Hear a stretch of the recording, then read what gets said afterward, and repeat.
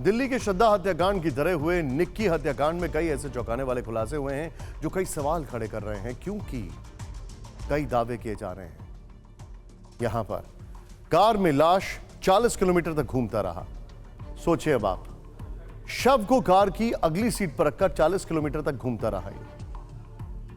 सोचिए, फिर 20 से ज्यादा पुलिस बैरिकेड से गुजरी साहिल की कार। यह भी एक चिंताजनक बात है कि पुलिस वहां पर कुछ नहीं कर रही थी क्या? दिल्ली पुलिस ने किसी बैरिकेड पर साहिल की कार नहीं रोकी।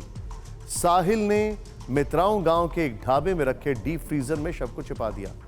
निक्की के पिता ने बेटी से बात न होने पर क्राइम ब्रांच में एक पुलिसकर्मी से संपर्क भी किया।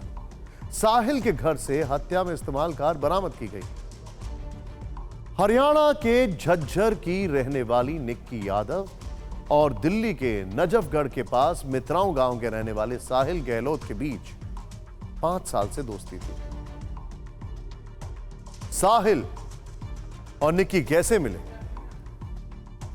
साहिल और निक्की 2018 से एक दूसरे को जानते थे। एसएससी परीक्षा की कोचिंग के दौरान उनकी मुलाकात हुई। कोचिंग के लिए दोनों एक ही बस में सफर करते थे। बस में सफर के दौरान पहले दोस्ती हुई, फिर प्यार। 2018 में निक्की और साहिल लिव इन रिलेशनशिप में रहने लग गए। दोनों ने ग्रेटर नोएडा के एक कॉलेज में एडमिशन लिया। ग्रेटर नोएडा में किराए के फ्लैट में साथ रहने लगे। मनाली, ऋषिकेश, हरिद्वार और देहरादून साथ घूमने भी गए। साहिल ने घर वालों को निक्की के बारे में कुछ नहीं बताया था। दिसंबर में आरोपी की शादी किसी और लड़की से तय हो गई। अब आप सोच रहे होंगे कि आखिरकार हम क्यों कह रहे हैं कि निक्की की हत्या भी श्रद्धा हत्याकांड की तरह ही है, और क्यों समाज में ऐसी घटनाओं की संख्या लगातार बढ़ रही है जिसमें कम उम्र युवाओं में एक रिश्ता भरोसे की भेंट चढ़ गया। यह हम आपको आगे बताएंगे, लेकिन पहले देखिए अब आप, दिल्ली में फिर श्रद्धा जैसा हत्याकांड।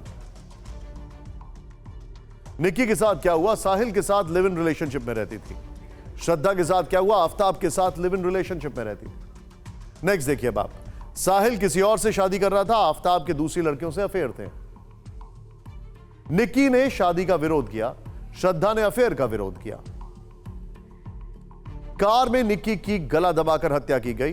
फ्लैट में श्रद्धा की गला दबाकर हत्या की गई।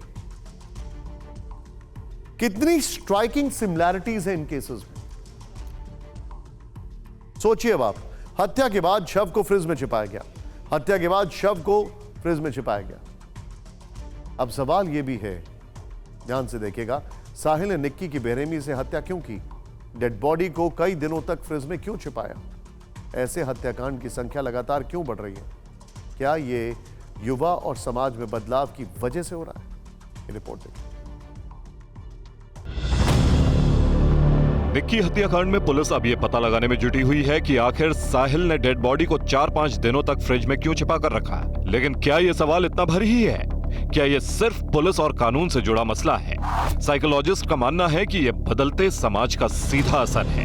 अब ये बात माननी पड़ेगी कि कॉपी कैट फिनोमिनन होता है। भाई, मेरे हाथ का कुछ कृत्य मीडिया में इतना छा गया कि आप में अगर वो वल्नरेबिलिटी है तो शायद आपका मानस भी उस तरफ ढल जाता है। जैसा श्रद्धा के साथ हुआ और जिस बेरहमी से निक्की की हत्या की गई, ये वाकई हैरान करने वाला है। इसलिए हमने इसके पीछे की वजह भी समझने की कोशिश की, क्योंकि एक दूसरे से प्यार करने वाला कोई शख्स दूसरे ही पल उसका हत्यारा कैसे बन सकता है?